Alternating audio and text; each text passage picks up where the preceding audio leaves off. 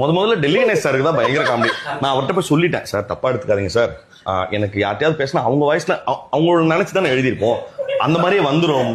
அவர் sir எனக்கு எப்படி கவலையே கிடையாது, பிளஸ் பாயிண்ட் தான், எப்படியே பேசு. ஒரு தடவை நான் அவருடைய டிமைஸ்ல கூட சொல்லியிருந்தேன். ஒரு நாள் வந்து அவர் இறந்து போயிட்டு தான் வதந்தி வந்துருச்சு. அப்ப படம் பாதி ஷூட்டிங் போயிட்டு இருந்தது. ஃபோன் அடிக்கிறேன் எடுக்கல. ஃபோன் அடிச்சா ஹலோ வணக்கம் அப்படின்னு சொல்லிட்டு அவரே பேசுறாரு. சார் இல்ல சார் நியூஸ் பாத்தியா அப்படின்னாரு. ஆமா சார், கவலைப்படாத, உன் படத்தை பிடிச்சி கொடுக்காம சாக மாட்டேன், சாப்பிட்டுட்டு இருக்கேன் வை அப்படின்னாரு. ஃபோன் பண்ணாரு. ஃபோன் பண்ணி சார் சொல்லுங்க சார்.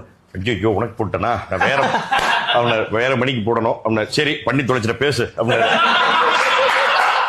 அவனாரு பேசி தொலை அப்படின்னாரு. என்ன அப்படின்னா அப்புறம் செம்ம கியூட்டா ஒண்ணு பண்ணுவாரு. பண்ணி அவனாரு பேசி தொலை அப்படின்னாரு. என்ன அப்படின்னா அப்புறம் செம்ம கியூட்டா ஒண்ணு பண்ணுவாரு. மணி வணக்கம் அப்படின்னா சார் சொல்லுங்க சார், எப்படி இருக்கே, நல்லா இருக்கியா, நல்லா இருக்கேன், வீட்டுல எல்லாம் சௌக்கியமா, சௌக்கியம், சரி ஓகே, என்ன போயிட்டு இருக்கேன், இல்ல வேற ஒரு இன்ஃபர்மேஷன் கேட்கணும், திருப்ப கேட்டா நல்லா இருக்காதா கேட்டுக்கலாம்.